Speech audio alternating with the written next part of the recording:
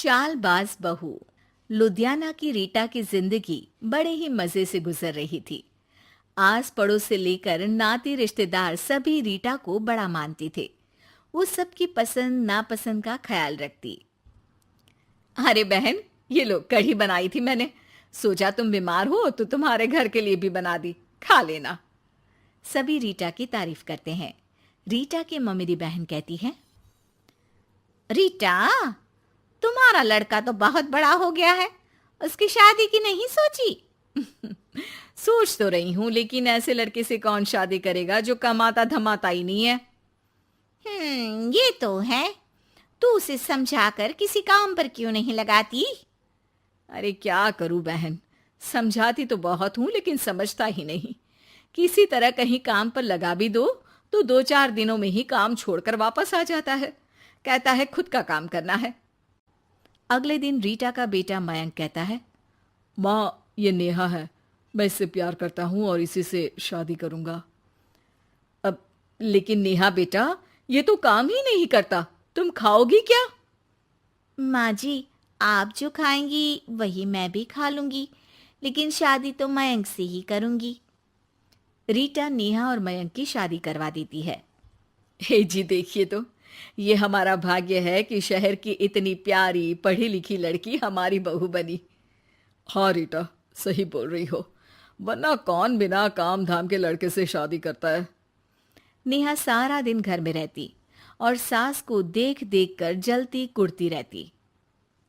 अरे नेहा, तू तो बहुत लक्की है जो इतनी अच्छी सास मिली, माँ की तरह तेरा ख्याल रखती है। नेहा बिना मन के हंसकर निकल जाती है। आए दिन नेहा को उसकी सास की तारीफ सुनने को मिलती। मयंक, तुम्हारी मम्मी बहुत चालाक है, सबको सम्मोहित करके रखी हुई है। कोई मुझसे पूछे कितनी झूठी औरत है तुम्हारी माँ। अच्छा, कैसी, क्या झूठ बोल रही थी? अरे जिसे देखो वो कहता है तुम किस्मत वाली हो कि अच्छी सास मिली। क्या तुम लोग किस्मत वाले नहीं हो जो मैं मिली तुम लोगों को? अरे लेकिन यार, तुम्हें तो कोई जानता नहीं ना, तुम्हें तो लोगों को समझाना पड़ेगा कि तुम भी उतनी ही अच्छी हो जितनी की माँ है। उतनी? ना जी ना, मैं तो उनसे कहीं ज्यादा समझदार और गुणी हूँ। नेहा अपनी माँ को फोन कर सारी बात बताती है। अरे देख, तुझे सबके सामने अपनी सास को गलत साबित करना होगा।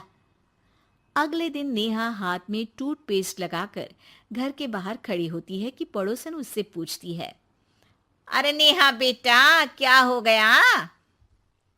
ताई, क्या बोलूं मैं? मेरी सास से मत कहना ताई जी, मेरी सास ने गुस्से से जला दिया। मैं नहीं मानती, रीटा तो बड़ी ही भली औरत है। मेरा पति कोई काम नहीं करता ना, सारा सारा दिन ताने देती रहती है, कहती है तुझे खाना तभी दूंगी जब घर का सारा काम करेगी। पड़ोसन को नेहा पर तरस आ जाता है।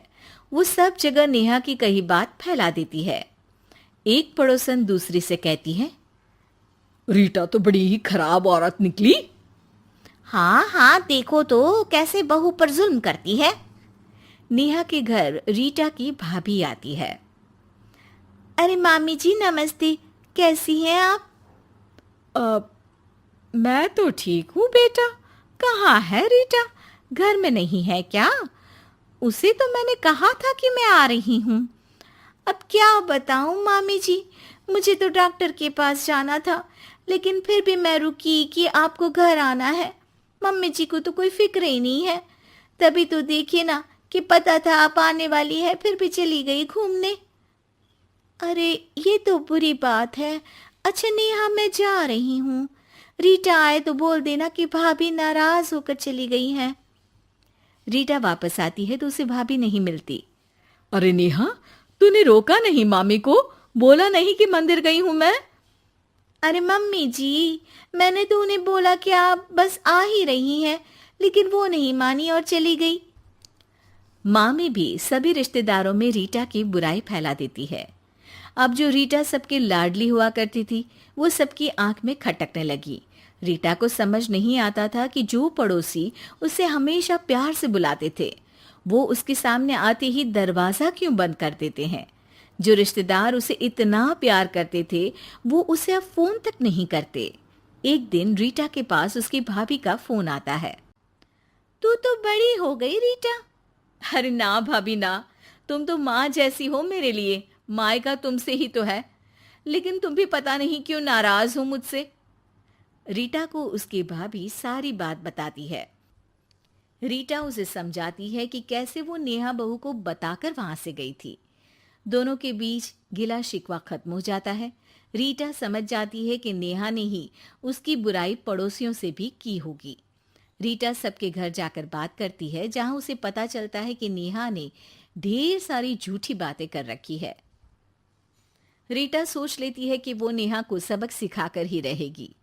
नेहा, तेरे ससुर जी रिटायर हो रहे हैं, तो अब तू और मयंक कहीं और घर देख लो। अरे कैसी बातें कर रही हैं सासू माँ, ये तो कोई काम नहीं करते, हम कहाँ जाएंगे। तभी वो पड़ोसन आ जाती है। अरे नेहा, अच्छा ही तो है, तेरी ऐसी सास से छुटकारा मिल रहा है जो तुझे बात बात पर जला देती थी ना। घर जरा जल्दी खाली कर देना नेहा, मयंक से भी बोल देना। नेहा को समझ आ जाता है कि सास को सब पता चल गया है। वो उसकी पैर पकड़ लेती है। सासू माँ, मुझे माफ कर दीजिए, मैं आगे से ऐसा कभी नहीं करूंगी।